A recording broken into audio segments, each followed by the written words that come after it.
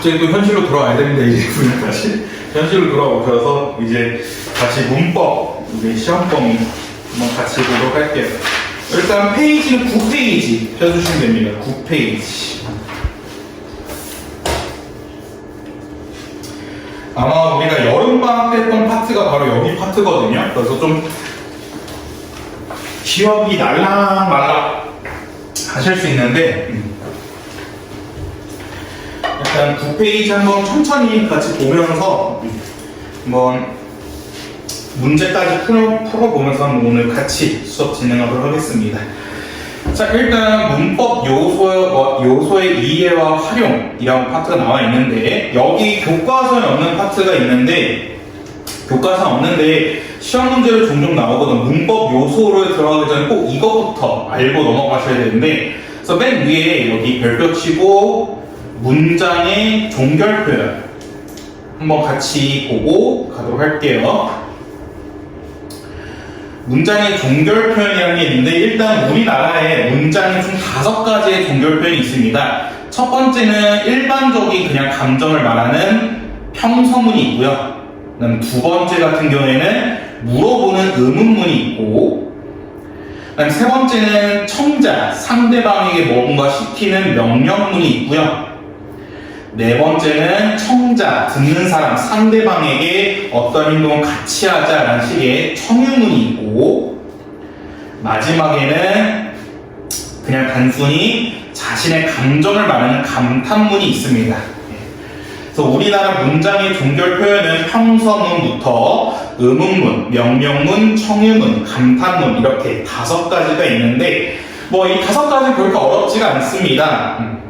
근데 대신에 언제나 시험 문제에 종종 나오는 게 뭐냐면 바로 이 두 번째 의문문이거든요. 그래서 의문문에 대해서만 좀 더 정리하시면 의문문 같은 경우에는 첫 번째 설명 의문문이라는 게 있어요.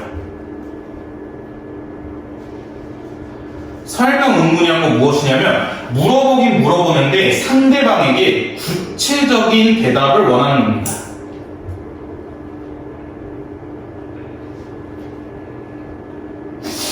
구체적인 대답을 요구하는 게 바로 설명 의문문인데 이 설명 의문문의 예시가 너는 저녁에 무엇을 먹었니? 라고 물어보는 거거든요. 그러니까 여기서 너는 저녁에 무엇을 먹었니? 라고 물어보는 거는 상대방에게 저녁에 먹은 그 메뉴, 음식을 구체적으로 물어보는 거잖아요. 그렇기 때문에 나는 저녁에 뭐 삼각김밥을 먹었어, 아니면 삼겹살을 먹었어, 아니면 회를 먹었어 이런 식의 구체적인 대답을 요구하는 게 바로 설명 의문문이고요. 두 번째는 판정 의문문이라고 있습니다. 판정 의문문이라는 건 뭐냐면 그냥 긍정 혹은 부정의 대답을 요구하는 거예요.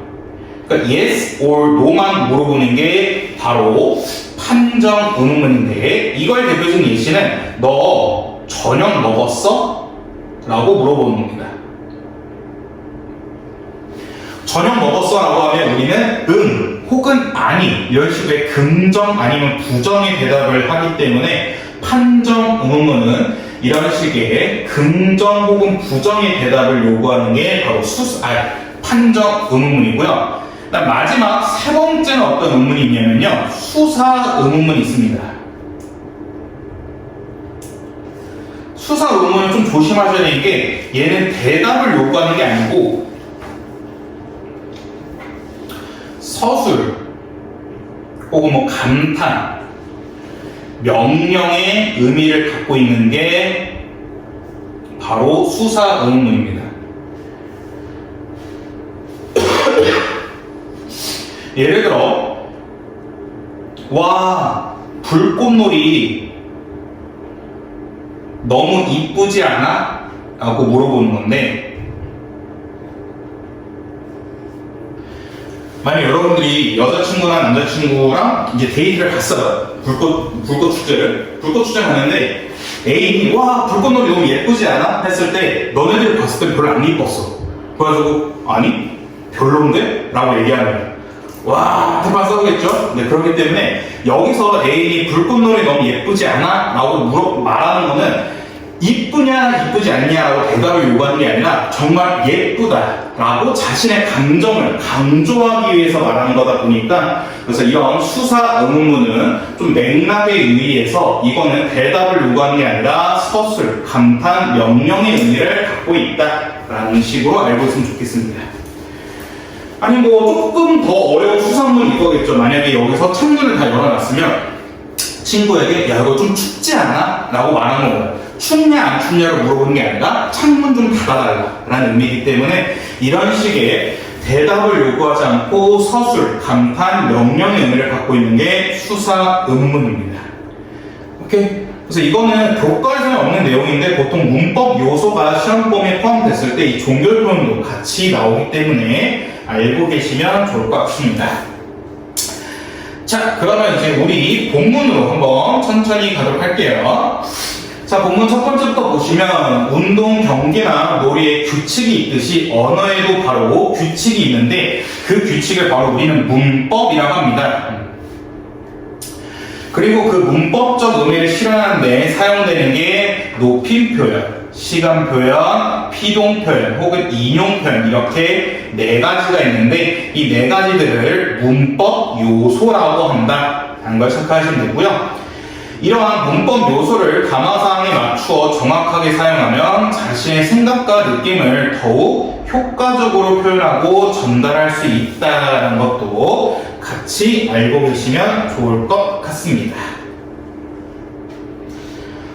그래서 이 문법 요소는 어렵진 않아요. 그러니까 이게 여러분들이 어느 정도는 이미 다 알고 있는 내용들이기 때문에, 그러니까 왜냐면 여러분 대표적인 그거죠. 높임 표현은 뭐야? 아버지가 집에 왔다. 이걸 높임 표현을 바꾸면 아버지께서 집에 오셨다. 근데 이걸 우리가 알고 아버지를 높이니까 얘는 주격조사 이 가가 아니라 주격조사 깨서를 써야 되고, 그 다음에 왔다가 아니라 주격조사 높일 수 있는 선어가 아니면 시를 높여야 돼. 이런 식으로 막 머리를 사용해서 쓰는 게 아니라 우리가 본능적으로 아는 거잖아요.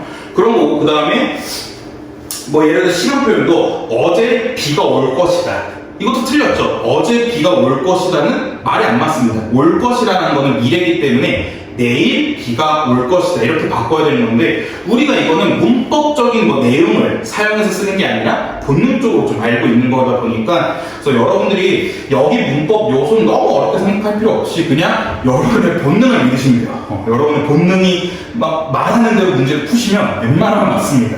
그러기 대신 꼭 조심하셔야 되는 게, 여러분들이 여태까지 많이 바라본 결과 본능을 믿어서 좋은 경우는 없었거든요. 그래서 본인의 본능을 못 믿고 괜히 다른 생각 하시는데 문법 요소만큼은 본능을 믿으세요.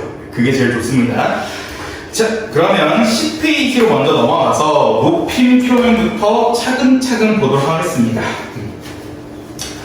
자, 높임 표현 보시면 말하는 이가 듣는 이나 다른 대상을 높이거나 낮추는 정도를 언어적으로 구별하여 표현하는 것을 높임법이라고 합니다. 그러니까 여기서 조금만 살짝 조심하시면 좋은 게 뭐냐면, 높임 표현이라고 해서 무조건 높이는 게 아니에요. 상대방을 낮추는 표현도 높임 표현이기 때문에 이거 꼭 조금만 조심하시면 좋을 것 같고요. 그래서 이러한 높임법은 높임의 대상에 따라 상대 높임법, 주체 높임법, 객체 높임법 이렇게 세 가지로 나눠지게 되고요. 이거는 여름방학 때 한 번 더 제가 말씀을 드렸는데, 높임 표현은 딱 두 가지만 조심하시면 됩니다. 첫 번째, 누구를. 그러니까 높임의 대상을 생각하시면 돼요. 높이기 높이는데 누굴 높이냐. 그래서 만약에 문장의 주어를 높이면 주체 높임법, 그렇지 않고 문장의 목적어나 부사를 높이면 객체 높임법,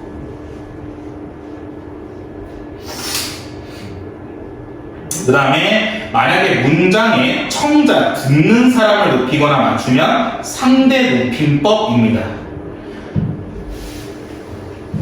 그 다음 두 번째로 여러분들이 주의하셔야 될 게, 높임 표현은 어떻게 높일 것이냐. 그래서 실현 방법에 대해서 여러분들이 체크하시면 되는데, 실현 방법이 여러 가지가 있습니다. 첫 번째, 조사를 통해 높이거나 어미를 통해 높이거나 아니면 특수한 어휘를 통해 높이는 게 바로 높임 표현입니다. 그래서 여러분들이 높임 표현은 누구를, 그 다음에 어떻게, 이 두 가지만 조심하시면 높임 표현에서는 실수할 게 전혀 없다 보니까 잘 체크하시면 좋을 것 같습니다.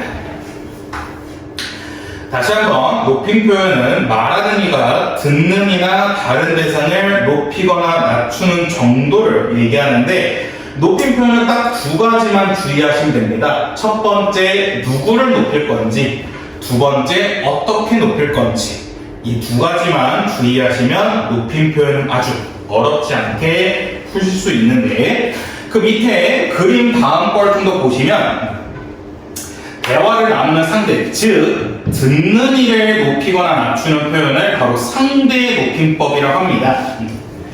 이러한 상대 높임법은 종결 표현을 통해 실현이 되는데, 크게 격식체와 비격식체로 나눠지게 되고요.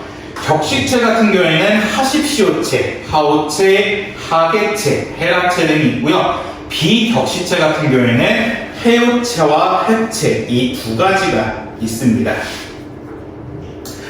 네, 이렇게만 보시면 여러분들 좀 감이 안 올 테니까 옆에 본문 이에 상대 높임법의 실현 방법이 나와 있는데, 일단 상대 높임법의 종류는 격식체와 비격식체가 있는데, 격식체 같은 경우는 뭐냐면요, 매우 공식적이고 의례적인 표현으로 직접적이고 단정적인 혹은 객관적인 느낌을 주는데, 이게 좀 어떠냐면 좀 거리감이 느껴집니다. 그래서 격식체 같은 경우에는 살짝 심리적 거리감이 느껴지는 게 바로 격식체고요.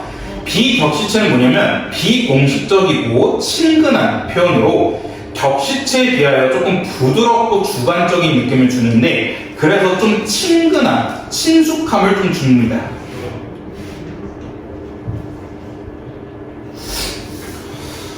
그래서 여러분들 이게 좀 감이 안 오시면 가끔씩, 지금도 고등학교에서 그런 거 하시는지 모르겠는데, 그 가끔씩 학부모님들 학교에 와서 수업을 듣거나 아니면 뭐 교장 선생님이나 교감 선생님들이 같이 수업을 참관하시는 경우 있거든요. 그럼 그때 보면 여러분 학교 선생님들이 존댓말 써요. 맨날 야, 이거 소리를 지르다가, 자, 여러분, 우리는 오늘은 몇 단어를 나갈까요? 하면서 갑자기 옥을 만드는 표현을 쓰거든요. 근데 그렇게 하는 이유가 뭐냐면, 교장 선생님이나 학부모님이 이렇게 계시다 보니까 좀 되게 공식적이고 의례적인 느낌이 납니다. 그렇기 때문에 그때 쓰는 표현이 바로 격식체고요. 그렇지 않고 이제 교장 선생님이나 학부모 없이 그냥 여러분과 선생님만 수업을 하게 된다면 그냥 친근하겠죠? 네, 그런 식으로 이렇게 좀 비격식체를 쓰는 게 바로 그런 느낌이라 생각하시면 됩니다. 그래서 저는 몰라, 나는 존댓말과 반말을 왔다 갔다 하기 때문에 격식체와 비격식체 왔다 갔다 하는데, 좀 이건 학교 분위기 생각하시면 됩니다. 학교 선생님들이 가끔씩 이제 뭐 옷도 깔끔하게 입으시고, 그러니까 대표적인 뭐 한문 수업이 있나요, 선생님? 한문 수업은 없죠. 한국사 선생님들? 제가 고등학교 때는 한문 선생님이랑 한국사 선생님들이 와, 진짜 인생 편해 보인다는 생각이었거든요. 왜냐면 맨날 체육 선생님들이 맨날 추리닝 입고 다니시잖아요. 추리닝 입고, 지금도 그래도 우리는 맨날 그 회초리를 들고 다니고 있어요. 회초리가 이 등 두드리는 그런 거, 맨날 체육 선생님 한쪽에 손 놓고 두드리면서 봤거든요. 이러고 그래서 가다가 이제 안녕하세요, 그래서 맨날 가다가 뭐 마음에 안 들면, 야, 잠깐 멈춰봐. 그래서 너 이거 뭐야? 했는데, 그런 체육 선생님도 뭐 교장 선생님이나 학부모 같이 수업을 하게 된다면 양복을 입고 오십니다. 네, 양복을 입고 머리도 깔끔하게 하고 오시기 때문에 좀 그런 느낌 생각하시면 좋을 것 같고요. 그래서 격식체와 비격식체는 위에 이렇게 나눠지게 되는데, 격식체는 대표적으로 하십시오체부터 해라체가 있고요. 비격식체는 해요체랑 해체, 이 두 가지가 있는데, 근데 격식체는 그냥 그렇게 생각하시면 됩니다. 아주 높이거나 아니면 예사 높임, 예사가 살짝 높였다는 뜻이거든요. 그래서 살짝 높였다는 거고, 그냥 말을 두루 높임과 두루 낮춤, 그냥 두루두루 높였다라고 생각하시면 좋을 것 같아요. 그래서 이러한 상대 높임법 같은 경우에는 그냥 반말을 쓰냐 혹은 아니면 존댓말을 쓰냐 이런 식의 나눠지기는 격식체와 비격식체 두 가지로 나눠지게 된다라는 걸 체크하시면 될 것 같고요. 그래서 밑에 확인 1번 보시면요, 어제 숙제를 못했어 라고 할 때 이거는 보통 친구들에게 이렇게 말을 하잖아요. 근데 선생님께 말씀을 드릴 때는 어제 숙제를 못했어요 혹은 못했습니다 이런 식으로 뒤에 있는 종결 표현을 달리 쓰게 되거든요. 이렇게 종결 표현을 달리 했던 이유가 앞에서는 친구에게 말했지만 뒤에서는 선생님한테 말했던 거기 때문에 청자, 듣는 사람에 따라서 높이거나 낮추는 표현을 바로 상대 높임법이다 라고 생각하시면 좋을 것 같습니다. 자, 그 다음에 11페이지로 가셔서 나머지 주체 높임법과 객체 높임법을 보시면, 주체 높임법은 무엇이냐? 첫 번째 주체 높임법은 문장의 주어를 높이는 방법으로, 얘는 기본적으로 선언어음이 시를 씁니다. 그래서 이 선언어음이 시 같은 경우에는 우리 아까 했던 것처럼 아버지께서 집에 왔다가 아니라 오셨다 이런 식으로 바꾸는 게 바로 선언어음이 시를 쓴 거고요. 밑에 예시를 드리면 오다가 아니라 이 중간에 시를 붙여서 오시다 이렇게 바꾸는 게 바로 선언어음이 시를 붙였다 생각하시면 좋을 것 같고요. 그 다음에 주격투사 깨서를 쓴다라는 것도 체크하시면 되고, 근데 이거 말고도 계시다, 주무시다, 잡수시가 같은 특수 어휘를 쓰는데, 자, 여러분들 이거 조심해야 되는 게 특수 어휘는 헷갈리시면 안 되는 게 선언어음이 시를 붙인 게 아닙니다.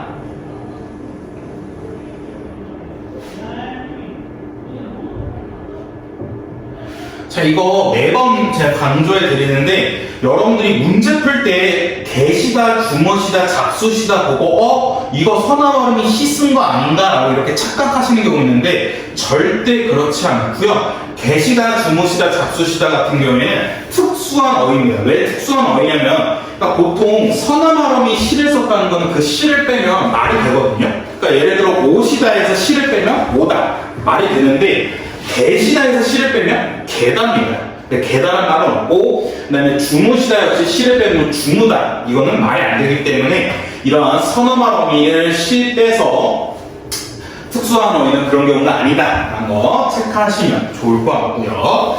그 다음에 이거 말고도 또 뭐가 있냐면요, 명사에다가 뭐뭐님이라는 전미사를 결합하는 경우도 높임 표현에 해당한다.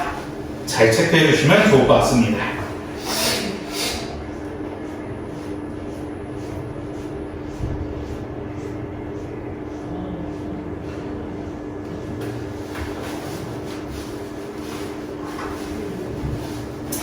자, 그 다음에 또 다른 높임 표현 보시면 그 다음에 객체 높임법이 있습니다. 객체 높임법은 목적어나 부사어, 즉 서술의 객체를 높이는 방법인데, 얘는 부사격투사에게 대신에 부사격투사께를 쓰거나 아니면 특수 어휘만 쓴다는 거 체크하시면 좋을 것 같고요. 자, 여기서 주의하셔야 될 때 객체 높임법은 별도 치고 선어말 어미 시를 쓰지 않습니다.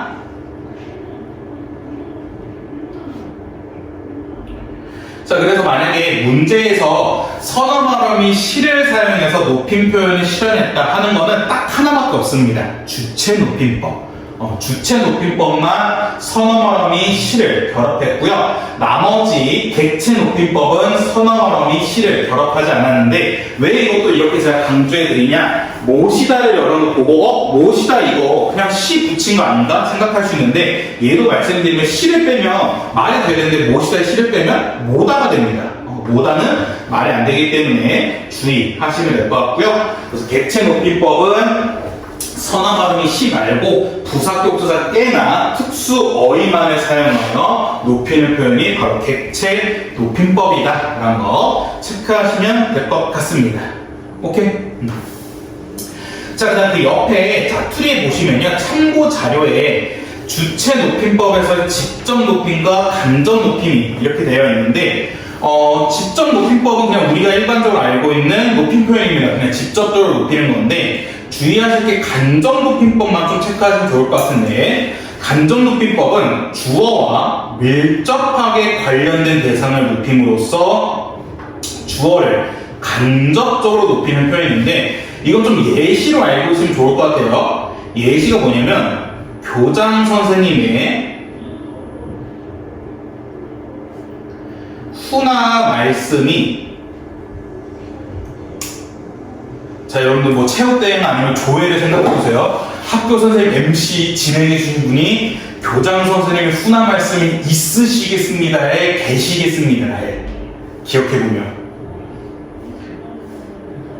뭐 여러분들 운동장에 가서 조회나 이런 거 하잖아요. 아니면 요즘 뭐 다른 학교는 얘기한 게 온라인으로 이렇게 TV를 틀어서 해준다는데, 그럼 그때마다 그 진행해 주신 분이 자 이제 교장 선생님의 훈화 말씀이 있으시겠습니다예요, 계시겠습니다. 있으시겠습니다 맞습니다. 있으시겠습니다 라고 얘기하는데, 이렇게 말하는 이유가 뭐냐면요, 교장 선생님의 훈화 말씀이 있으시겠습니다 할 때 이 문장에서 있다 해서 높임 표현 쓴 건 말씀이거든요.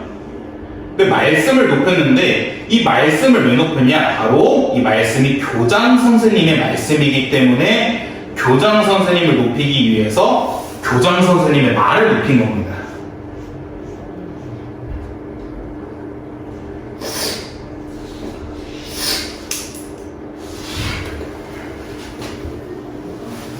밑에 예시도 보시면 아버지께서는 고민이 있으시다 되어 있는데, 이것도 막상 높인 거 고민을 높인 거거든요. 근데 고민을 왜 높였냐? 그냥 고민이 아니고 아버지의 고민이기 때문에 아버지를 높이기 위해서 고민을 높였다라는 거, 이렇게 생각하시면 됐습니다. 그래서 간접높임법에서 가장 시험 문제 많이 나오는 거 뭐냐면, 간접높임법은 보시면 아시겠지만 특수어휘를 사용하지 못해요. 오로지 선어 발음이 심한 가능합니다.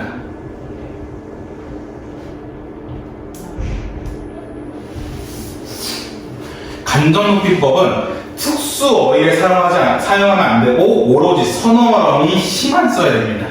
그래서 제가 교장 선생님의 훈화 말씀이 계시겠습니다가 아니라 있으시겠습니다 한 이유가 뭐냐면, 계시다는 특수어휘거든요. 그렇기 때문에 간접높임법은 특수어휘를 사용하면 안 되고 오로지 선어 발음이 심한 사용해야 된다 라는 거.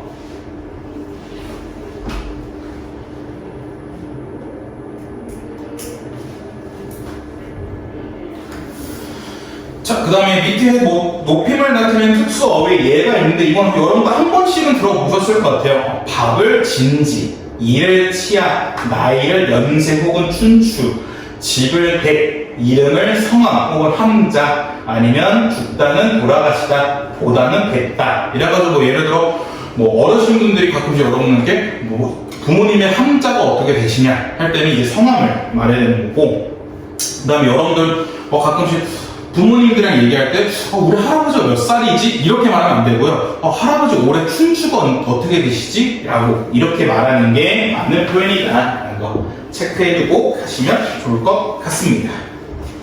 오케이?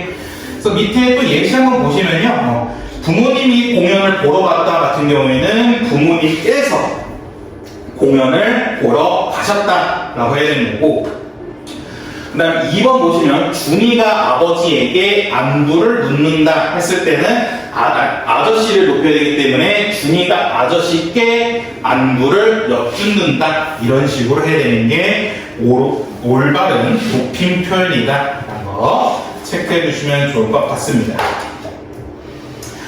그 다음에 이거는 그냥 참고해서 알고 계시면 좋을 것 같은데, 그냥 밑에 압종법이라는 게 있습니다. 압종법. 이것도 여름방학 때 잠깐 설명드리고 갔었는데, 압종법이란 것은 듣는 사람을 고려해서 높임 표현을 안 쓰는 거거든요. 근데 이거는 국민국어에서 없어져야 되는 문법이다 라고 얘기해서 아마 교과서에는 많이 없어지고 있는데, 혹시나 학교에서 선생님께서 말씀을 하실 수 있어요. 근데 말씀을 했는데 이게 시험 문제로 나온 건 저는 한 번도 못 봤습니다. 왜냐면 이게 국립국어원에서 쓰지 말라고 한 문법이기 때문에 얘기한 건데, 그러니까 이건 어떤 경우냐면 그때 말씀드렸던 것처럼 보통 군대나 직장 생활에서 볼 수 있어요. 그러니까 직장 생활을 어떻게 볼 수 있냐면, 그러니까 예를 들어 우리 학원 예시들면 원장 선생님이 계시고, 그 다음에 부원장 선생님이 계시고, 그 다음에 밑에 사수문 선생님이 있어요. 물론 이런 일이 실제로 없겠지만 원장 선생님이 저한테 물어보는 겁니다. 부원장 선생님 어디 갔냐? 근데 내가 거기다 대고 부원장 선생님 잠깐 외출하셨습니다 라고 말하면 원장 선생님은 저를 때립니다.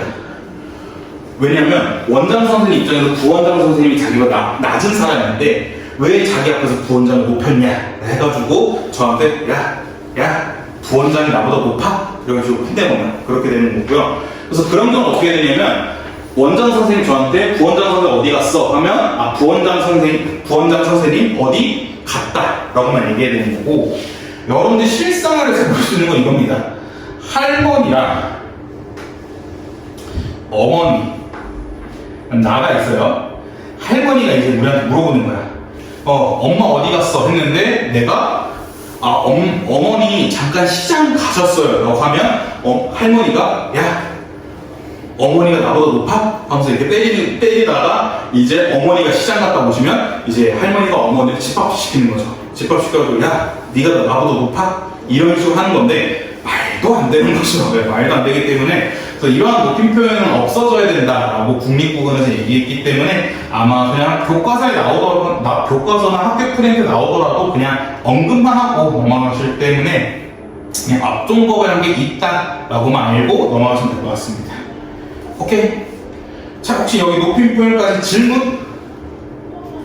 제일 좀 빡셀 것 같거든요. 조금만 더 집중해 주시면 좋을 것 같은데, 자, 시간 표현입니다. 시간 표현은 말 그대로 시간을 나타내기 위한 언어적 표현입니다. 그러니까 이거를 조금 더 어렵게 말하면 어떻게 되냐면요, 시간이라는 것을 언어적으로 표현했다. 이게 바로 이제 시간 표현. 그래서 다른 말로는 시제라 하거든요. 그래서 여러분들 시간과 시제는 좀 다른 의미입니다. 시간을 언어적으로 구별하는 게 바로 시제라고 생각하시면 되고, 그래서 이러한 시간 표현은요, 뭘 기준으로 하냐면 바라시가 바로 말하는 시점이었거든요. 그래서 말하는 시점을 기준으로 바라시를 기준으로 구별하는 게 바로 시간 표현입니다. 그래서 시간 표현, 시제라는 것은 사건의 시간적 위치를 구분하여 표현하는 건데, 그래서 만약에 사건이 일어난 시점, 사건시가 말하는 시점, 바라시보다 앞서 있으면 과거 시제, 두 개가 일치하면 현재 시제, 혹은 말하는 시점이 말하는 시점보다, 사건이 일어난 시점이 말하는 시점보다 나중이면 미래 시제, 이렇게 되어 있는데, 이거는 그림으로 좀 생각하시면 좋은데, 그림 이렇게 쫙 해놓고 여기 파란색을 말하는 시점 발화시인데, 만약에 빨간색 사건시가 바라시보다 앞서 있으면 이거를 과거시제라 하고요. 만약에 이 사건시가 바라시랑 같은 위치면, 사건시가 바라시랑 같은 위치면 현재 시제이고, 사건시가 바라시보다 나중이면 뒤에 있으면 미래 시제라는 거를 여러분들이 머릿속으로 체크해 주시면 되고요. 그래서 이 시간 표현이라는 것 자체가 되게 간단하거든요. 그러니까 오늘 밥을 먹었다, 오늘 밥을 먹는다 하는 경우에는 당연히 오늘이라는 걸 통해서 현재 시제라는 걸 체크할 수 있고, 어제 밥을 먹었다 라고 한다면 어제 먹었다를 통해서 과거 시제인 걸 알 수 있기 때문에 얘는 문제가 어떻게 나오냐면요, 그냥 단순히 과거 시제가 아니라 과거 시제는 사건시가 바라시보다 앞서 있는 거, 현재 시제는 사건 시와 말하는 시점이 일치하는 것. 미래 시점은 사건 시가 발화 시보다 뒤에 있는 것을 바로 미래 시제라고 합니다. 그래서 여러분들 이 표를 그냥 차라리 머릿속에 기억해 두시거나 아니면 전 언제나 추천해 드리는 게 시제 표현, 시간 표현 문제 풀 때 여기 위에다가 얘네들을 그냥 그려놓는 게 제일 좋습니다. 그래서 저 같은 경우는 언제나 과사발, 미발사라고 여러분들 기억해 두시는 게 가장 좋고요. 아니면 그냥 본인이 그래프를 그려서 생각해 두시는 게 제일 좋습니다.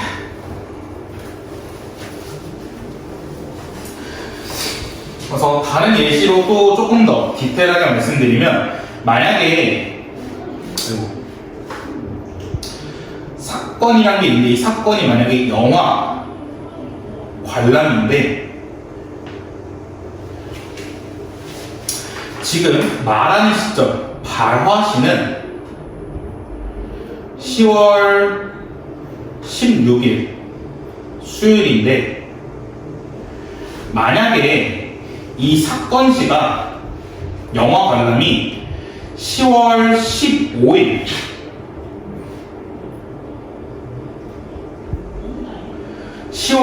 에 만약 영화를 관람했으면 영화를 관람한 사건시가 발화시보다 먼저 일어난 거죠. 그렇기 때문에 이 경우에는 사건시가 발화시보다 앞서 있는 과거시이고요. 반대로 10월 17일에 영화를 본다면 아직 지금 말을 하는 시점의 입장에서는 영화 관람이 이루어지지 않았습니다. 그렇기 때문에 영화 관람이라는 사건시가 발하는 시점 발화시보다 뒤에 있는 거죠. 아직 일어나지 않았으니까. 그래서 이 경우에는 미래 시제다, 이렇게 알고 계시면 좋을 것 같습니다. 그래서 여러분들이 시간 표현, 시제에 들어가기 전에는 발화시랑 사건시라는 것 자체가 일단 무엇인지 제대로 알고 있는 게 중요하고요. 그래서 그 사건시와 발화시의 관계에 따라서 과거 시제, 현재 시제, 미래 시제로 나눠지게 된다는 것을 체크해 두시면 좋을 것 같습니다.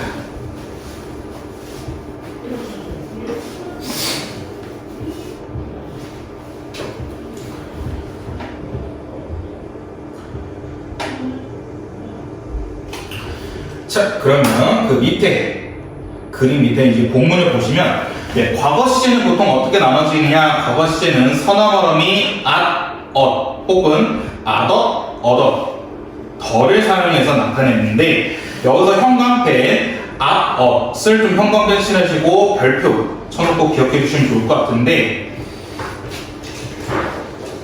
왜 그러냐면요, 이 서너머러미 앗은 단순히 과거 시제만을 나타내지 않거든요. 그래서 그 밑에, 본문 밑에 좀 쓸게요. 여기 맨 밑에다가 서너머러미 앗이 어떤 또 시제를 나타내는지 체크해 주시면, 일단 첫 번째는 우리가 일반적으로 알고 있는 과거 시제입니다. 그래서 밥을 먹었다, 이런 식으로 그냥 단순히 과거를 나타내는 경우가 있고요. 그다음 두 번째 경우는 어떤 경우냐면요, 완결된 상황이 지속되는 상황인데, 그러니까 이건 무슨 얘기냐면, 예시를 보면 나는 엄마를 닮았다 라는 표현이 있거든요. 넌 누구 닮았어? 저는 엄마를 닮았어요 라고 얘기하는데, 그럼 이때 보시면 닮았다의 앗이라는 선어말을 썼습니다. 그래서 닮았다의 앗이니까 얘는 과거인가? 그럼 내가 엄마를 닮은 거는 과거이고 현재는 안 닮았다는 게 아니잖아요. 과거에 닮았던 그 상황이, 과거에 닮았던 그 완결된 상황이 현재까지도 계속해서 지속되고 있는 게 바로 나는 엄마를 닮았다 라는 표현이기 때문에, 이런 식의 완결된 상황 혹은 과거의 상황이 현재까지 지속되는 것을 바로 서너말음이 앗이나 엇을 통해 쓰고요. 그 다음 세 번째는 뭐냐면요, 미래를 확신하는 경우입니다. 이 미래를 확신하는 경우가 뭐냐면 바로 숙제 안 해. 이제 뭐 A라는 친구가 너 숙제 안 했어? B가 이제 A가 너 혼났다 라고 쓰는 경우가 있거든요. 그러니까 혼났다를 보시면 혼이 나다에 at이라는 과거시를 썼거든요. 근데 얘는 아직 B는 숙제를 안 해온 거에 대해서 혼이 나지 않았는데 A는 마치 혼이 난 것처럼 얘기하고 있거든요. 그 이유가 B가 혼이 날 거라는 미래를 확신하고 있기 때문에 그래서 이 A라는 친구는 너 혼났다 라고 쓰는 겁니다. 그래서 이러한 선어말 어미 at은 단순히 과거 시제만 나타내는 게 아니라 완결된 상황을 지속하거나 아니면 미래를 확신하는 경우 이렇게 쓰는 경우가 있다라는 거. 그 다음에 또 위에 조금 더 보시면 at, 혹은 other 이렇게 두 가지를 같이 쓰는 경우는 무슨 경우냐? 바로 완전히 과거이기 때문에 그렇습니다. 그러니까 지금 현재와 단절되었기 때문에 at, 혹은 other를 쓰는데 그러니까 이게 무슨 말이냐면요. 이곳에 공룡이 살았었다. 이곳에 공룡이 살았었다 해서 여기서 at을 썼거든요. 이렇게 at을 쓰는 경우가 뭐냐면 지금 현재와 단전되는 그러니까 지금은 이곳에 공룡이 살지 않잖아요. 그러니까 공룡이 완전 없어졌기 때문에 너무나도 옛날에 얘기하고 있기 때문에 이런 식의 정말 옛날 혹은 현재와 완전 단절돼서 현재는 아예 그런 모습을 찾아볼 수 없을 경우에는 at과 ot을 쓴다라고 생각하시면 되고 그 다음에 보통 이 더, 맨 마지막 더는 언제 쓰냐면요. 회상할 때 씁니다. 보통 회상을 쓸 때 덧을 쓰는데 와 우리 초등학교 때 사진 보니까 진짜 젊었더라 우리 정말 애기였더라 이런 식의 조금 옛날 생각을 할 때 회상할 때 보통 과거 시제 더를 쓴다는 거 기억해 두시면 되고요. 자, 그 다음에 현재 시제입니다. 현재 시제는 동사인 경우에는 선어말음이 는과 니은을 쓰고요. 형용사나 혹은 서술격 조사 이다의 경우에는 그냥 기본형으로 나타내는데 현재 시제는 그래서 제일 쉽습니다. 뭐 예쁘다 아니면 밥을 먹는다 할 때는 뭐 딱 봐도 그냥 현재 시제이기 때문에 현재 시제는 딱히 문제 나올 게 없는데 현재 시제가 가끔씩 문제 꼬아서 어떻게 나오냐면요. 현재 시제는 또 다른 어떤 걸 나타내면 첫 번째 보편적 사실을 얘기할 때 현재 시제를 쓰거든요. 이 보편적 사실은 뭐냐면 어느 누구도 반박할 수 없는 예를 들어 지구는 돈다.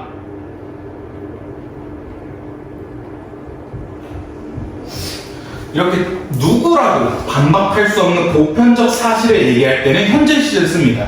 왜냐면 지구는 돌았다 라고 얘기하면 과거기 때문에 말이 안 돼요. 지구는 돌 것이다 라고 하면 아직 도는 게 아니기 때문에 말이 안 되기 때문에 이런 식의 보편적 사실을 말할 때는 현재 시제를 쓰고요. 미래 시제는 또 언제 쓰이냐? 얘도 미래를 확정할 때, 좀 확신할 때 현재 시제를 쓰는 경우가 있거든요. 그래서 예를 들어 뭐냐면 난 이번 주말에 제주도에 간다. 우리 가끔씩 이런 쓰잖아요.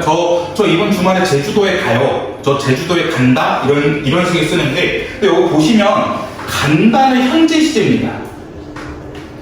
근데 아직 이 친구는 제주도에 가지 않았거든요. 근데 이 친구가 그래서 원래는 난 이번 주말에 제주도에 갈 것이다 이런 식의 미래 시제를 써야 되지만 미래 시제를 안 쓰는 이유가 그냥 미래를 확신하기 때문에 그렇습니다. 난 당연히 이번 주말에 제주도를 가니까 미래를 확신하기 때문에 이런 식의 현재 시제를 쓴다는 거. 오케이? 네.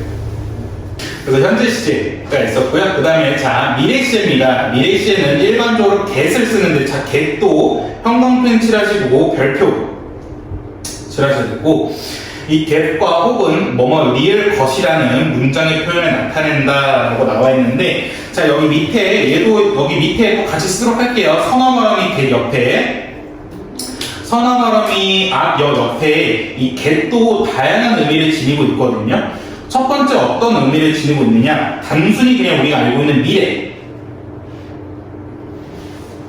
나타내고 있고요. 두 번째는 어떤 게 있냐면 추측이나 아니면 의지를 갖고 있는 건데 그러니까 예를 들어 나는 이번 시험에서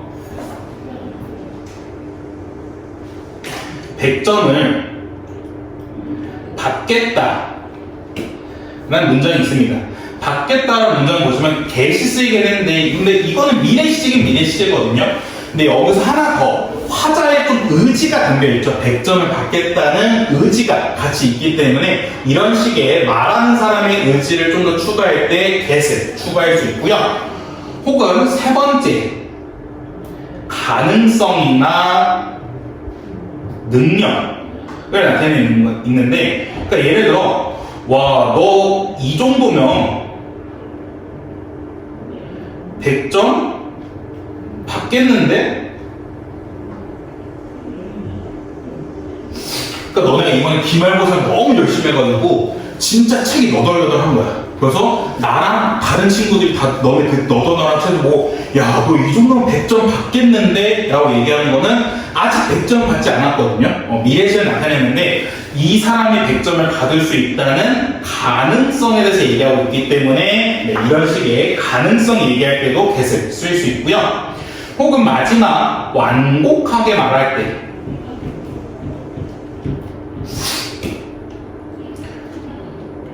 그러니까 문을 닫아 주시겠어요?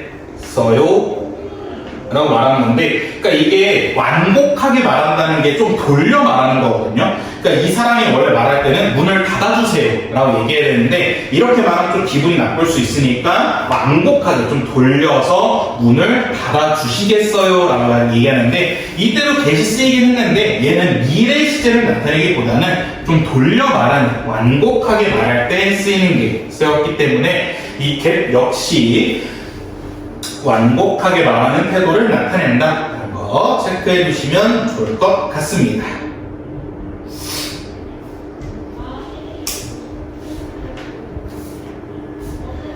괜찮나요? 여기까지? 자, 그 다음에 여기 없는 내용인데 보통 시간 표현이 나오면 이 동작상도 같이 나오거든요. 그래서 옆에 동작상과 관련된 것만 체크하고 넘어갈 텐데 이 동작상이라는 게 무슨 말이냐면요. 발화시, 말하는 시점을 기준으로 동작이 일어나는 모습을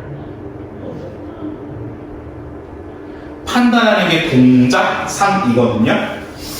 그래서 이 동작상은 우리가 잘 알고 있는 영어에서 미리 배웠을 겁니다. 진행 혹은 완료가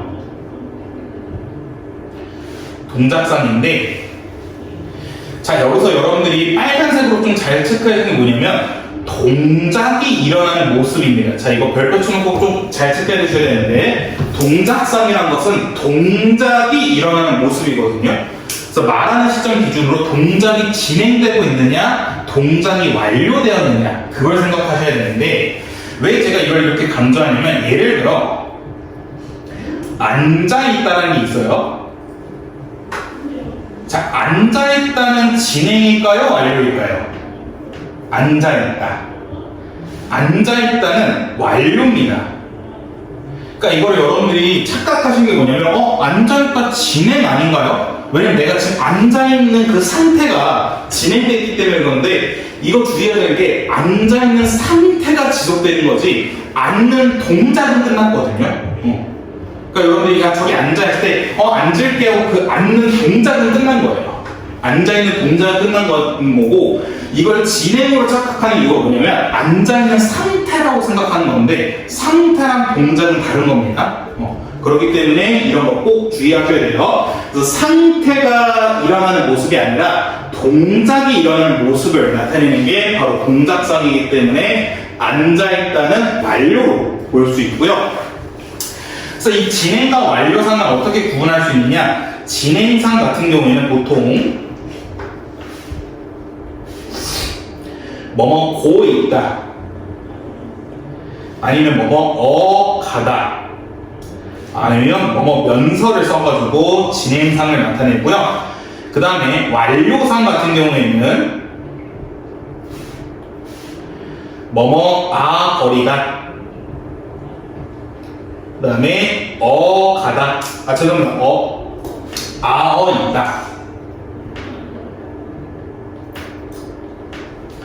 그 다음에 뭐뭐 고서를 써가지고 완료를 나타낸다 하는 거 체크하시면 될 것 같고요. 근데 여기서 조금만 더 주의하시면 뭐였냐면 진행상에 뭐뭐 고 있다는 별표 쳐놓고 진행과 완료가 둘 다 가능합니다. 뭐뭐 고 있다는. 그러니까 이게 무슨 말이냐, 뭐뭐 고 있다는 옷을 입고 있다, 옷을 입고 있다는 완료랑 진행이 둘 다 가능하거든요. 생각해보시면 너 뭐해? 옷을 이렇게 입고 있는 동작을 나타내고 있으면 진행이 오고, 나 옷을 입고 있어 하면 그 옷을 입는 동작이 다 끝나 옷을 입는 상태를 나타내기 때문에 옷을 입고 있다는 진행과 완료 둘 다 가능하다는 거.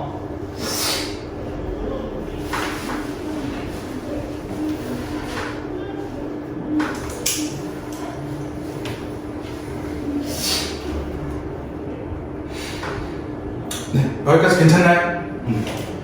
그래서 여기 지금 문법 요소 중에 우리 앞에 높임 표현했는데 좀 시간 표현, 시제가 조금 개념이 많아서 개념도 많고 무엇보다 헷갈리게 문제를 출제하는 게 많거든요. 그래서 좀 이 시간 표현만 꼼꼼하게 하는 건 더 보시면 좋을 것 같고, 자, 그 다음 페이지 13페이지입니다.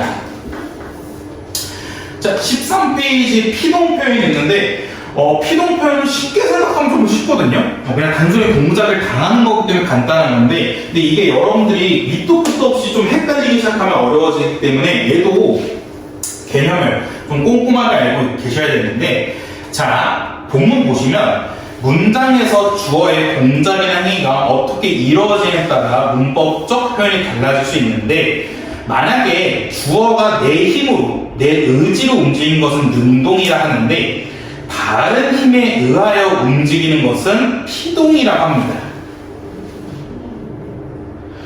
그래서 같은 사건을 표현한 문장이라도 능동이냐 피동문에 따라서 문장의 의미 초점이 달라지는데, 그 밑에 여기 짜투리를 조그맣게 써있는 거 보시면 능동문에서는 행동의 주체가 주어 자리에 있기 때문에 주어의 능동성이 강조되지만, 피동문에서는 어떤 행동을 당하는 대상이 주어 자리에 오르기 때문에 동작을 당한 사항이 강조되거든요.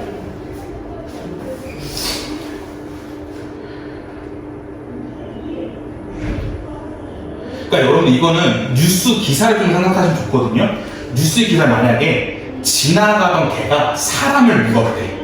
그래서 만약에 뭐 아나운서가 지나가던 개가 갑자기 사람을 물었답니다. 그럼 여러분들 그 문장을 딱 들으면 어떤 거에 꽂히냐면 개가 물었다에 꽂히거든요. 뭐야, 개가? 미친 거 아니야? 그 뭐 당장 그 개 뭐 어떻게 해야 되는 거 아니야? 인도가 뭐다? 강용욱 씨? 맞나? 강용욱 씨 그분한테 보내야 되는 거 아니야? 이러는데, 만약 뉴스에 사람이 지나가는 개한테 물렸다라고 얘기한다면 여러분들 딱 듣자마자 사람이 물렸어? 그럼 와, 그 사람 관광권 걸리는 거 아니야? 이런 식의 생각이 생기거든요. 그래서 그런 식으로 능동문을 쓰냐 피동문을 쓰냐에 따라서 좀 문장의 의미가 달라지게 됩니다. 그래서 그거를 조금만 더 체크하시면 될 것 같은데, 그래서 밑에 예시 보시면 호랑이가 토끼를 잡았다고 하면 호랑이에 조금 더 포커스가 맞춰지는데, 토끼가 호랑이에게 잡혔다라고 한다면 조금 토끼에 포커스를 꽂힙니다. 그래서 그림도 보시면 호랑이가 토끼를 잡은 건 호랑이가 좀 더 크게 되었고 토끼가 호랑이에 잡혔다 보시면 토끼가 좀 더 크게 되어 있거든요. 그래서 이런 식의 문장을 나타내는 게 능동문과 피동문인데, 자, 그럼 능동문과 피동문을 어떻게 바꾸냐? 첫 번째, 동사에 피동전미사 이히리기를 붙여야 됩니다. 혹은 어지다 혹은 대다를 붙여서 대다를 붙여서 피동 표현을 만들 수 있고요. 또 혹은 대다를 결합하여 문장에 만들 수 있다. 라는 거를 체크해 주시면 좋을 것 같습니다. 그래서 만약 예를 들어 먹다라는 게 있어요. 그래서 나는 밥을 먹다 라는 문장의 피동 표현을 바꾸게 되면 밥이 나에게 먹히다가 되거든요. 그래서 이런 식의 피동문을 바꾸는 게 첫 번째, 피동 전미사 이히리기를 붙여서 만들 수 있다 라는 거 체크해 주시면 좋을 것 같고, 가끔씩 여기서 문제가 헷갈리게 하나씩 뭐가 나오냐면 여기 어지다 관련된 문제가 나왔거든요. 어지다 같은 경우에는 동사만 가능합니다. 이게 무슨 말이냐? 만약에 형용사에다가 어지다를 붙이게 되면 어떻게 되냐면 얘는 피동 표현이 아니라 단순 상태 변화만 얘기하게 돼요.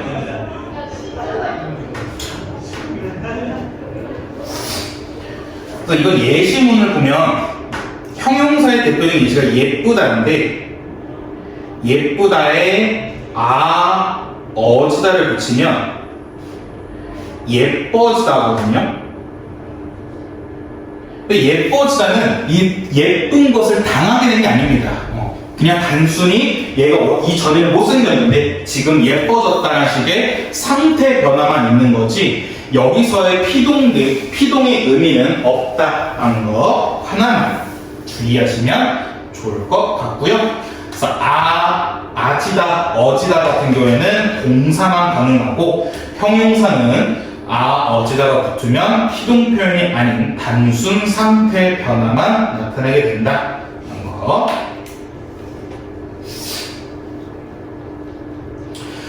자, 그래서 그 옆에 위에 보시면요, 핵심 정리에 피동 표현의 종류가 나와 있는데, 파생적 피동이라는 게 있는데, 파생적 피동은 우리 앞에서 봤던 피동전미사 이히리기를 붙이거나 아니면 접사 대다를 결합하는 건데,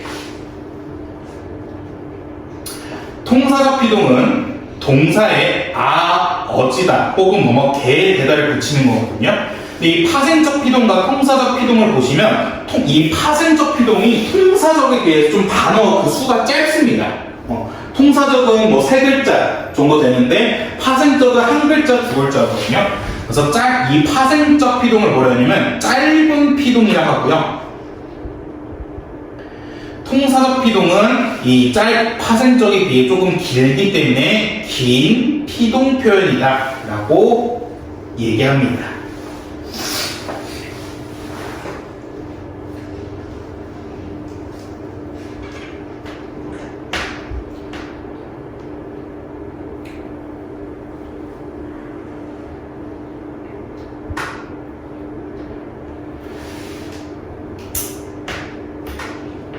자, 그 다음에 아마 뒤에 학습활동에 보시면 나올 텐데, 학습활동에서 뭐라 얘기하냐면 이 피동 표현을 웬만하면 쓰지 말라 하거든요. 왜냐면 우리나라에서 그렇게 올바른 표현이 아니겠고, 보통 이 피동문을 쓰게 되는 경우가 뭐냐, 좀 자신의 주장을 좀 적극적으로 말하기 어려울 때 일부러 피동 표현을 쓰고 그러는데, 이 피동 표현을 또 쓰면 안 되는 이유가 뭐냐면요, 이중 피동이라는 게 있어요. 이 참고자를 보시면 이중 피동이 있는데, 이중 피동은 올바르지 않은 문법 표현이거든요. 얘는 무슨 말이냐면 짧은 피동이랑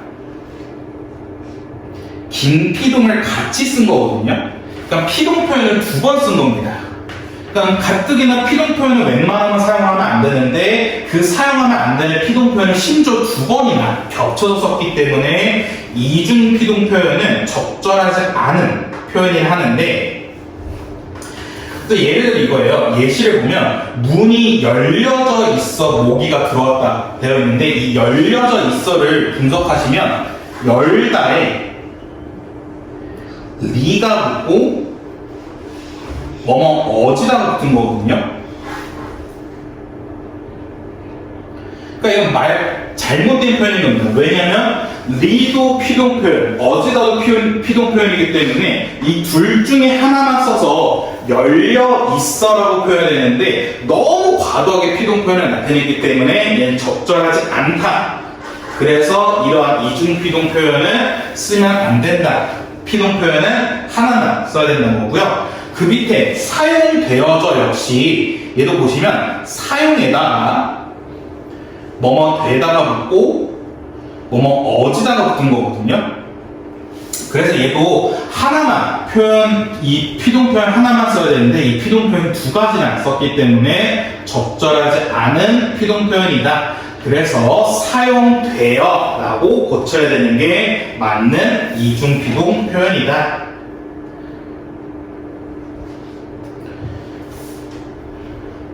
근데 여기까지만 하면 참 이중피동이 쉬운데 이중피동처럼 보이는데 이중피동이 아닌 경우가 있거든요. 그래서 밑에 이 별표 쳐놓고 이중피동이 아닌 경우가 있습니다. 이중피동처럼 보이는데 이중피동이 아닌 게 뭐냐면요. 첫 번째 알려지다예요. 두 번째 밝혀지다. 세 번째 떨어지게 되다. 인데 알려지다 같은 경우에는 알다에 리가 붙고 어지다가 붙은 게 아니라요. 알리다에다가 어지다가 붙은 거고요. 밝혀지다 역시 똑같습니다. 밝다에 히가 붙고 어지다가 붙은 게 아니라 밝히다에 어지다가 붙게 된 거고, 떨어지게 되다 역시 떨어지다에 뭐뭐게 되다가 붙은 경우이기 때문에, 그래서 얘네들은 얼핏 보면 이중피동처럼 보이거든요. 왜냐하면 알려지다는 알다에 리가 붙고 어지다, 밝혀지다 역시 밝다에 히가 붙고 어지다, 떨어지게 되다 역시 떨다에 어지다랑 뭐뭐게 되다 이렇게 붙은 것처럼 보이지만 그렇지 않고 알리다에 어지다, 밝히다에 어지다, 떨어지다에 뭐뭐게 되다가 붙은 피동 표현을 하나만 쓴 거기 때문에 얘는 조금 조심해서 보시면 좋을 것 같습니다. 그래서 다시 한번 뒤에 학습할 경우 나오겠지만, 네, 이 피동부는 잘 쓰면 안 되는데, 그럼 그래도 이 피동 표현을 왜 쓰게 되느냐? 위에 쓸게요. 피동 표현을 쓰는 이유. 그래서 첫 번째, 피동문을 쓰는 이유가 무엇이냐? 첫 번째, 이 능동문의 주어가 좀 불분명한 겁니다. 좀 알 수 없을 때 능동문의 주어를 좀 알 수 없을 때 피동 표현을 쓰고요. 반면에 두 번째, 능동문의 주어가 너무나도 명확할 때는 오히려 피동 표현을 쓰고요. 그다음 세 번째, 좀 피동문의 주어에 초점을 두고 싶을 때 일부러 피동 표현을 쓴다라는 거. 그래서 얘도 종종 피동과 관련된 개념 문제로 오지선다는 문제 나오기 때문에 알고 있으면 좋은데, 피동 표현을 웬만하면 쓰면 안 된다. 왜? 조금 영어 번역과 관련된 표현이기 때문에 웬만하면 쓰면 안 되지만, 그러한 피동 표현을 왜 쓰느냐? 첫 번째, 너무나도 주어가 알 수 없을 때. 두 번째, 반대로 너무나도 주어를 알 수 있을 때, 명확할 때. 세 번째, 피동문에 좀 주어에 초점을 두고 싶을 때 피동문을 쓴다라는 거. 괜찮나요?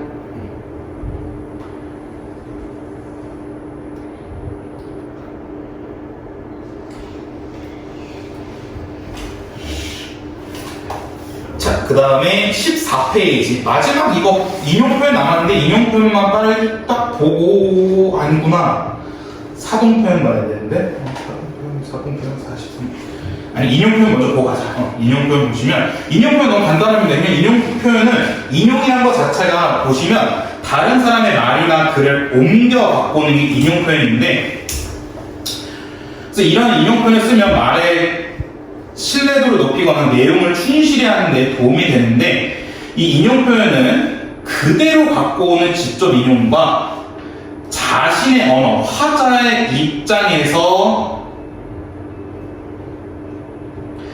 바꿔 말한 것을 간접 인용이라 하거든요.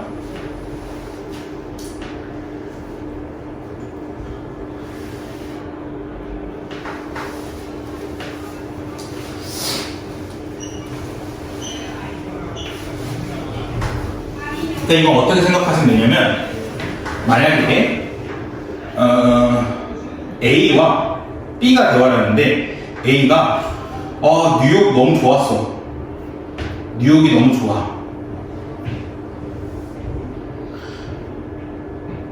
뉴욕이 너무 좋았어 라고 B는 그래? 라고 대답했단 말이야. 그럼 이거를 A의 말을 인용할 때 어떻게 인용해야 되냐면, 만약에 직접 인용이면 A는 뉴욕이 너무 좋았어 라고 말했다 라고 그대로 갖고 오는 게 직접 인용이고요. 간접 인용은 어떻게 바꾸냐면 조금 살짝 바꿔서 A는 뉴욕이 좋다고 말했다. 근데 이건 지금 듣는 사람 입장에서 말하는 거거든요. 그러니까 듣는 사람 입장에서는 A가 뉴욕이 좋다라고 얘기한 거지 좋았어라고 이렇게 말한 게 아니기 때문에 간접 인용은 A는 뉴욕이 좋다고 말했다. 이런 식으로 살짝 내용을 바꿔서 얘기하는 게 바로 간접 인용입니다.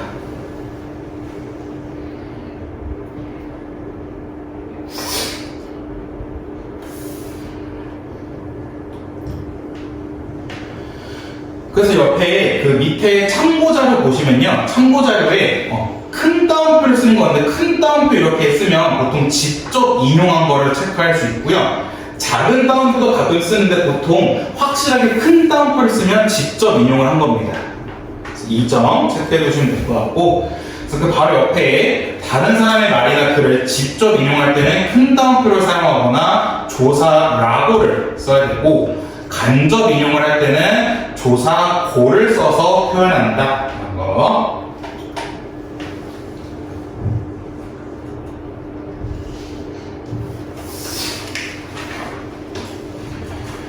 네, 여기까지 괜찮나요? 네, 그러면 10분 쉬었다가요. 이게 원래는 보통 교과서 이렇게 피동표만 있고 사동표는 잘 나오지 않는데, 여러분들 그 9페이지로 가시면 일단 9페이지부터 보시면 사동표현이라고 있는데, 일단 사동에 주동과 사동이라고 나와 있어요. 첫 번째, 스스로 일을 행하는 것은 주동이고요. 남에게 동작을 시키는 것은 사동입니다. 그래서 여러분들 아마 주동이라는 표현은 어찌나 한번 들어볼 수 있는데, 이 일의 주동자가 누구냐 할 때가 있어요. 그렇기 때문에 그때 그 주동이랑 같은 뜻인데, 일을 스스로 할 때는 주동이고요. 시키는 것은 사동이거든요. 그러니까 예를 들어 겁니다. 내가 만약에서 수영이가 졸고 있어. 내가 그래서 지훈한테, 야 지훈아 수영 깨워! 라고 했어. 근데 지훈이가 야! 하고 소리쳤단 말이야. 그럼 수영이 입장에서는 깨움을 당한 거죠. 그렇기 때문에 수영이는 피동이야. 그치? 근데 이 깨우는 건 누가 시켰어? 내가 시켰죠. 그렇기 때문에 이 깨움의 사동은 나야. 왜 시킨 거기 때문에. 내가 지훈아 깨워! 했기 때문에 내가 시켰기 때문에 내가 사동이야. 그 다음에 지훈이는 이 깨움의 주동자이자 능동자야. 왜냐면 직접 다 했기 때문에. 오케이? 그래서 그런 식으로 이해하시면 됩니다. 그래서 이건 피동표현이랑 같이 이해하셔야 되는데, 그래서 사동 전미사 똑같이 이희리기 우구추까지가 네, 사동 표현이고요. 그 다음에 동사에 뭐뭐 개하다를 붙여서 표현할 수 있는 게 바로 사동 표현인데, 자, 얘도 똑같이 사동 전미사를 사용하면 짧은 사동 혹은 파생적 사동이라 하고요.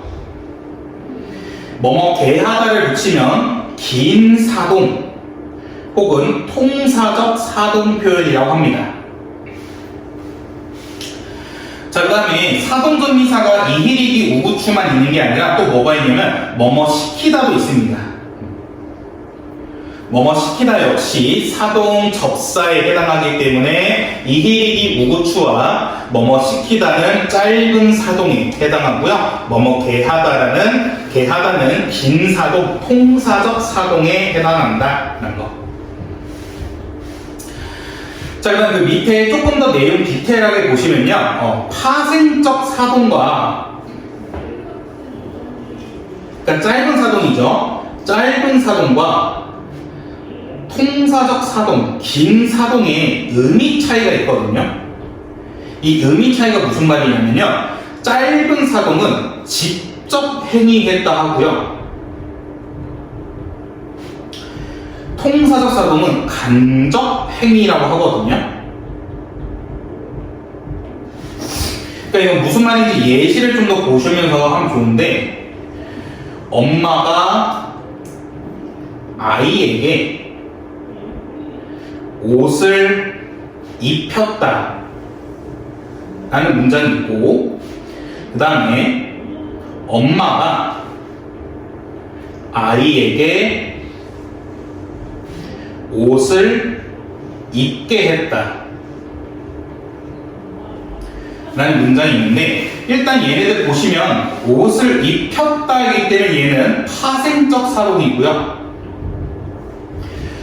그 밑에 문장은 옷을 입게 했다기 때문에 통사적 사동입니다. 근데 자, 여러분들은 한국인이기 때문에 대충 느낌이 올 거예요. 엄마가 아이에게 옷을 입혔다는 두 가지 의미가 가능하거든요. 첫 번째 뭐냐면 아이에게 자 만세 해가지고 이렇게 옷을 입히는 거야, 직접. 그것도 있고, 두 번째는 아이에게 옷 입어! 라고 이렇게 잔소리해서 아이가 옷을 입는 경우가 있거든요. 그렇기 때문에 파생적 사동을 쓰면 직접 행위를 했다는 게 무슨 말이냐면 직접 이렇게 옷을 입힌 거야. 오케이?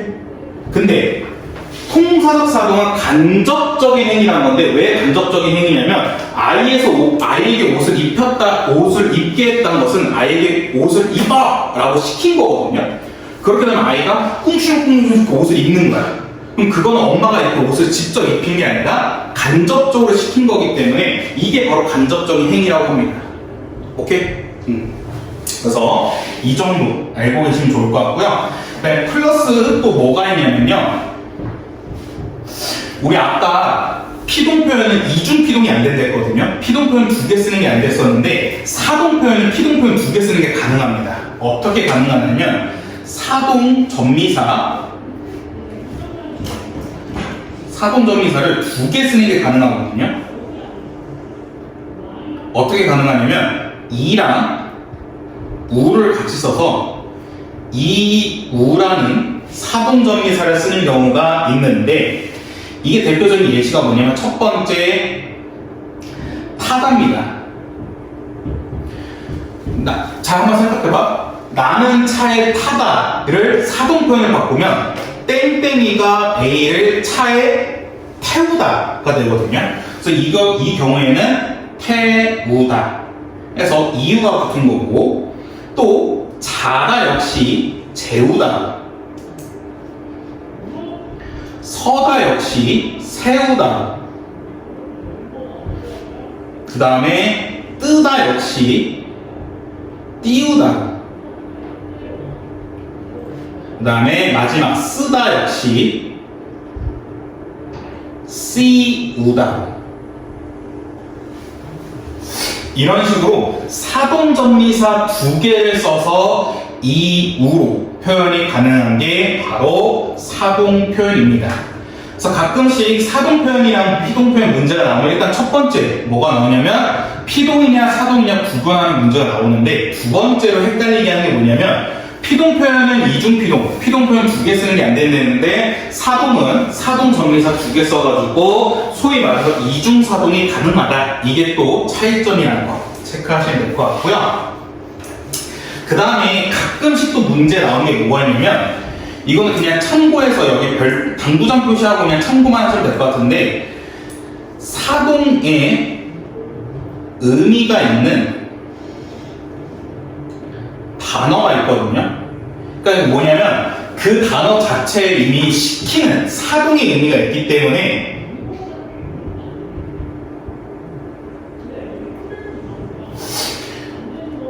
사동의 의미가 있는 단어이기 때문에 얘는 사동 표현을 쓰면 안 되는데 이 대표적인 예시가 소개하다입니다. 자, 이거는 여러분들 여러분도 아마 들어봤을 법한 노래가 있는데 좋은 사람 있으면 소개시켜줘. 이런 노래가 있거든요. 뭐 좋은 사람 있으면 소개시켜줘 했는데 저는 그 노래가 제일 싫습니다. 소개시켜줘가 아니라 소개해줍니다. 자, 여러분들 이러면 와 진짜 저 새끼 대단하다 하시죠? 네, 저는 일상생활에서 이럽니다. 그래서 제가 이제 헤어진 지가 거의 1년 넘었다 보니까 친구들이 이제 야, 소개받아 하거든요. 그럼 친구들 맨날 할 때 야, 누구 소개시켜줘? 소개시켜줘가 아니라 소개해줘야 하거든요. 그럼 친구들이 막 아, 이 새끼 덜 외롭네 라고 뭐라 하는데 소개하다가 그 자체의 사동만 있는 거고요. 그다음 또 뭐가 있냐면 교육하다. 교육하다도 그 자체의 의미가 있는 거거든요. 그래서 뭐 교육을 시킨다 이런 말 절대 안 되고요. 그냥 이거 교육을 한다 이거 자체가 사동의 의미가 있는 거기 때문에 참고하시면 될 것 같고 이 사동의 의미가 있는 단어는 여러 가지가 너무 많습니다. 그래서 얘는 오히려 문제 나올 때마다 거기서 하나씩 체크하시는 게 좋기 때문에 대표적으로 소개하다, 교육하다 등등의 내용이 있다. 이것만 그냥 참고해서 알고 계시면 될 것 같습니다. 오케이? 자, 그 다음에 다시 뒤로 쭉 오셔서 13페이지 한번 볼게요. 13. 잠깐만, 뒤에 있나?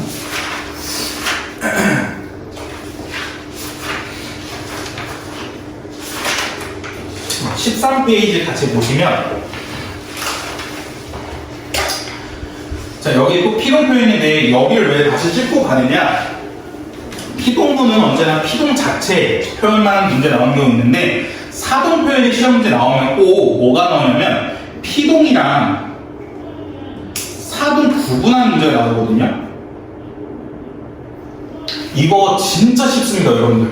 이거 그냥 정말 피동, 사동 구분하는 문제 머릿속에 구분한 건 두 개밖에 없거든요. 두 개만 딱 알고 계시면 보통 피동이랑 사동 구분하는 문제가 어려워하는 친구들이 많아요. 그래서 100점이 되게 높거든요. 그래서 이거 되게 쉽게 가져갈 수 있는데 첫 번째로 목적어의 의무입니다.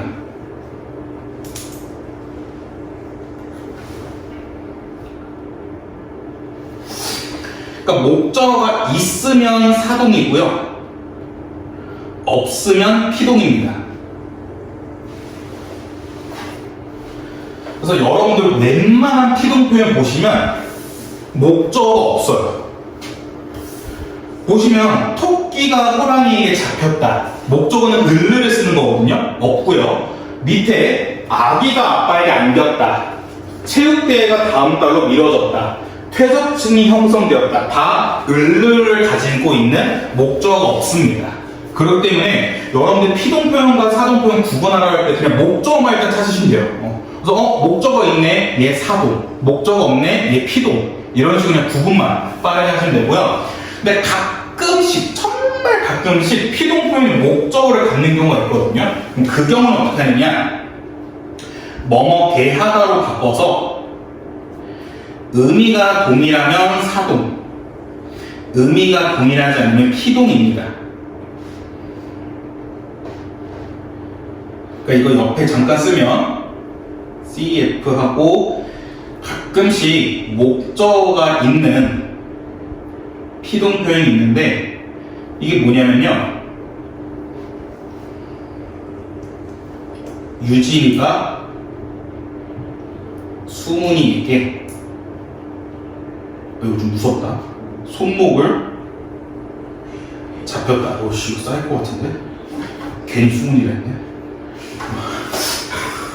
유진이가 수문이에게 손목을 잡혔다 할 때 이거 보시면 유진이 입장에서 동작을 당한 거잖아요. 이 잡히는 행동을 당한 거기 때문에 얘 피동 표현에서 목적어가 없어야 되는데 하는데 이런 경우처럼 유진이가 수문이에게 손목을 잡혔다.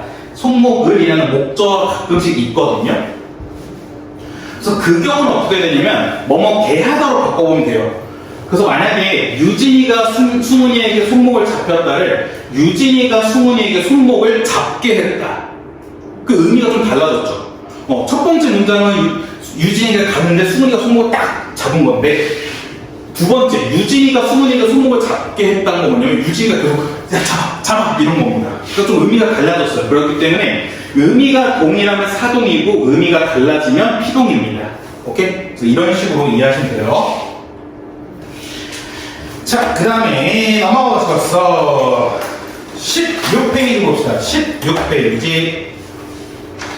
이제 학습 활동과 관련된 내용 쭉 보시면 16페이지에 자, 권투 전설이 무하마드 알리라는 선수가 뭐라 했냐면 1964년에 나비처럼 날아서 벌처럼 쏘겠다라고 말을 했는데 자, 이거를 이제 인용 표현으로 나타내는 겁니다. 그래서 만약에 직접 인용이라 했다면 나비처럼 날아서 벌처럼 쏘겠다고 했던 말은 평생 그를 따라 말했다 하는 거고 얘를 이제 또 간접 인용 바꾸게 되면 의미가 달라진다라는 건데 그래서 보시면 직접 인용 쓸 때는 조사 라고를 써야 되고 간접 인용 쓸 때는 조사 고를 쓴다. 무엇보다 간접 인용 쓸 때는 아까 제가 내용이 좀 달라진댔거든요. 그렇기 때문에 1인칭 대명사 나가 자신 혹은 자기로 대명사가 바뀌게 된다. 그래서 이거 하나 체크해주고 가시면 되고.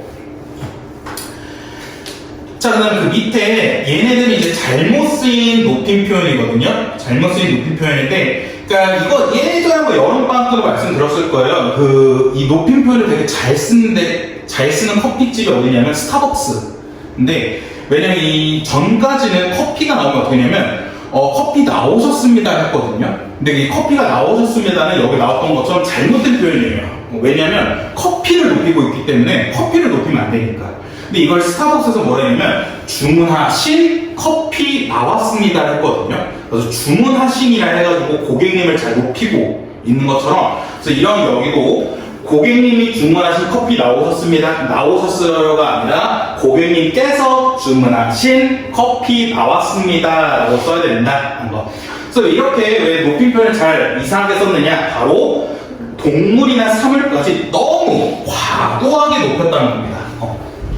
높이면 안 되는데 너무 과도하게 높였기 때문에 이런 문제점이 생기게 되었다. 체크하시면 될 것 같고요. 자, 그 다음에 18페이지로 가시게 되면 아까 제가 말씀드렸던 그겁니다. 피동 표현을 웬만하면 쓰면 안 되는데 왜 피동 표현을 쓰면 안 되냐? 첫 번째 보시면 이 피동 표현이 너무 영어식 번역 투 표현이라는 겁니다. 그렇기 때문에 잘못되었고 난 무엇보다 세 번째를 보시면 좋은 게 남에게 자신을 낮추어 공손하게 표현하는 우리의 담화 간섭에 영향을 받아서 자신의 의견을 단정적으로 내세우는 것 좀 꺼린다는 겁니다.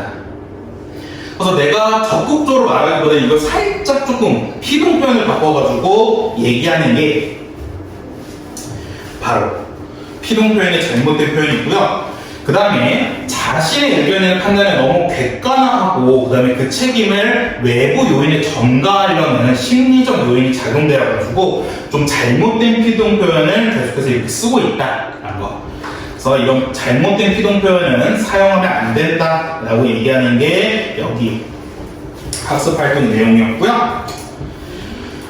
자, 그 다음에 마지막 19페이지 보시면 또 직접 인용과 간접 인용의 문제점 나오고 있는, 죄송합니다. 표현 효과의 차이점 나오고 있는데, 일단 첫 번째 보시면 직접 인용은 등장인물의 말투가 그대로 드러난다. 그래서 발화사항이나 어감이 생생하게 느껴진다. 그래서 인물들의 성격까지 유추해 볼 수 있지만 간접 인용은 자신의 말로 바꿔서 얘기하기 때문에 생동감이나 현장감이 좀 떨어지나 말의 내용이 좀 더 객관화가 돼서 격식 있게 느껴지는 게 간접 인용의 표현이다. 그래서 이런 직접 인용과 간접 인용의 표현 효과의 차이점 잘 알고 계시면 좋을 것 같습니다.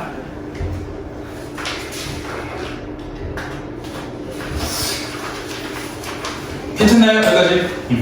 자, 그러면 이 문제 풀고 해설하고 하는 식으로 개념 한번 복습하고 가면 될 것 같습니다. 자, 일단 9페이지부터 보시면 9페이지 여기 옆에 짝투리에 본문 확인 문제라고 되어 있거든요. 본문 확인 문제가 9페이지부터 14페이지까지 총 12문제 있어요. 이거 정말 기본적인 문제이기 때문에 한 5분 드릴게요. 9페이지부터 14페이지까지 본문 확인 문제 12문제 풀고 해설하고 뒤에 것도 조금 보고 하도록 할게요.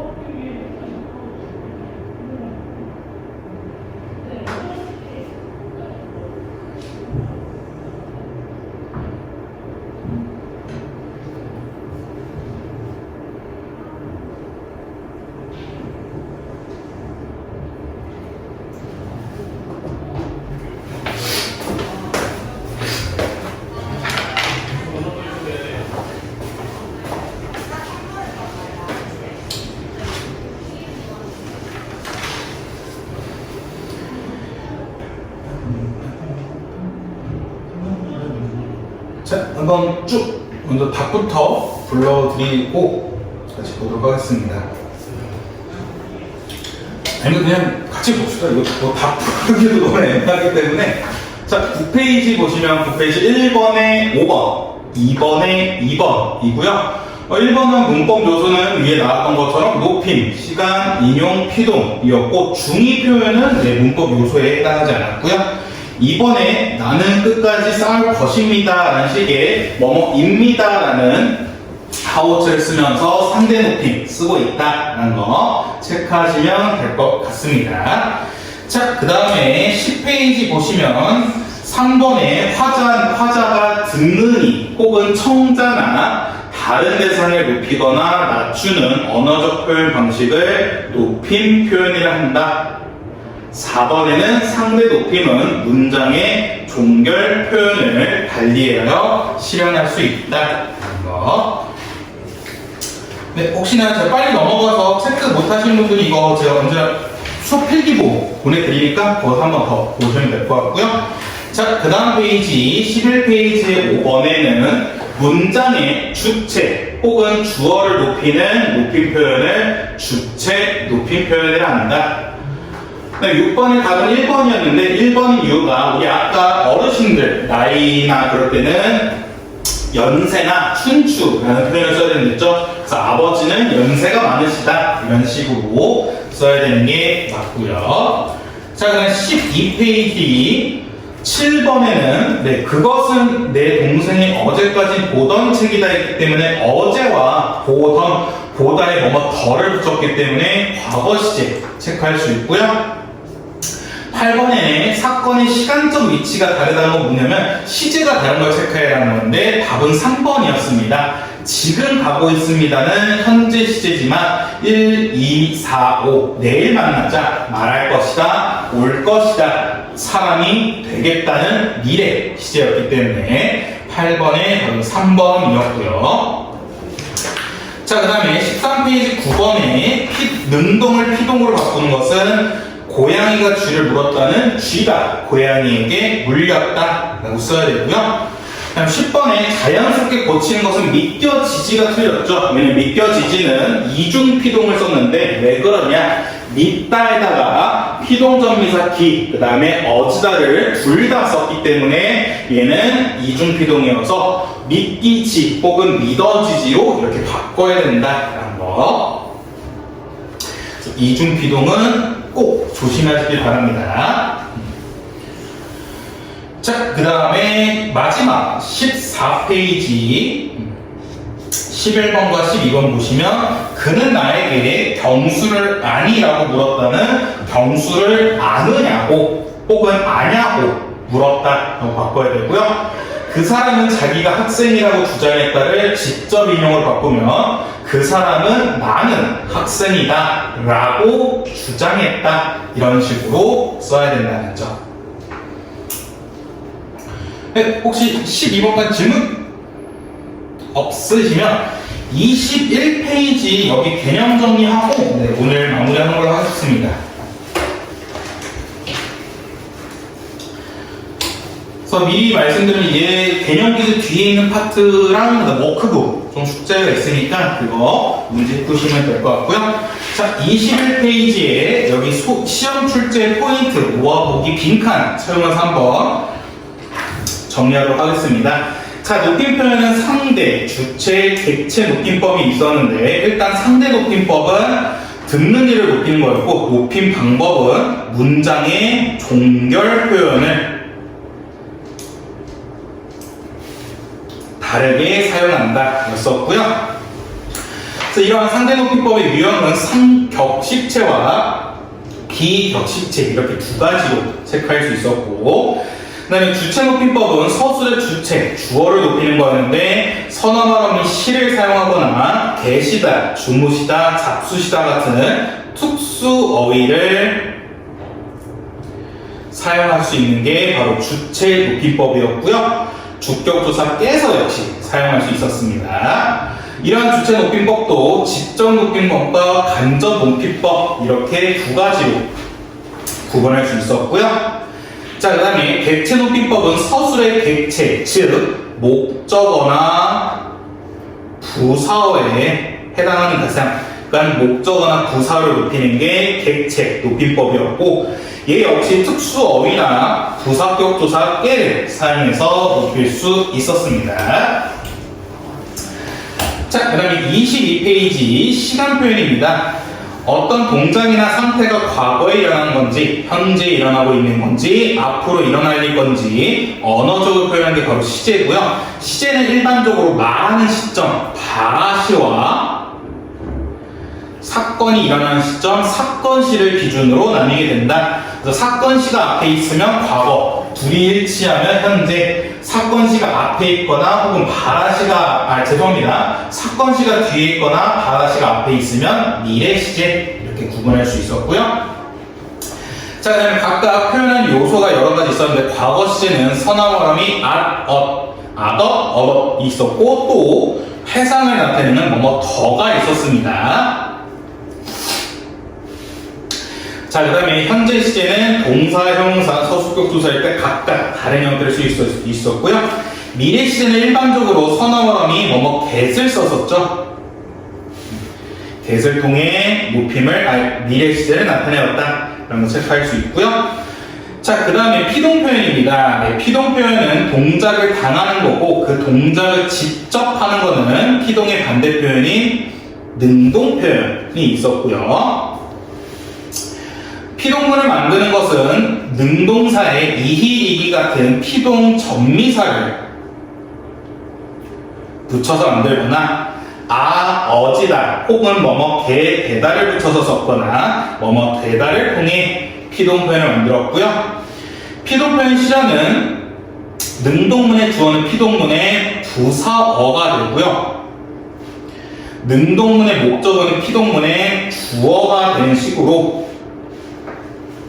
바뀌는 게 바로 피동 표현이었습니다.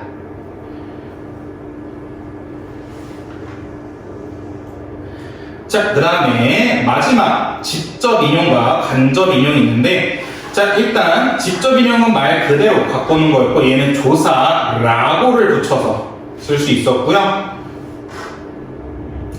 그 다음에 다른 사람의 말을 그를 자신의 언어로 바꾸는 것은 간접 인용 이었고, 얘는 조사 고를 붙여서 나타냈다라는 거 체크할 수 있겠습니다.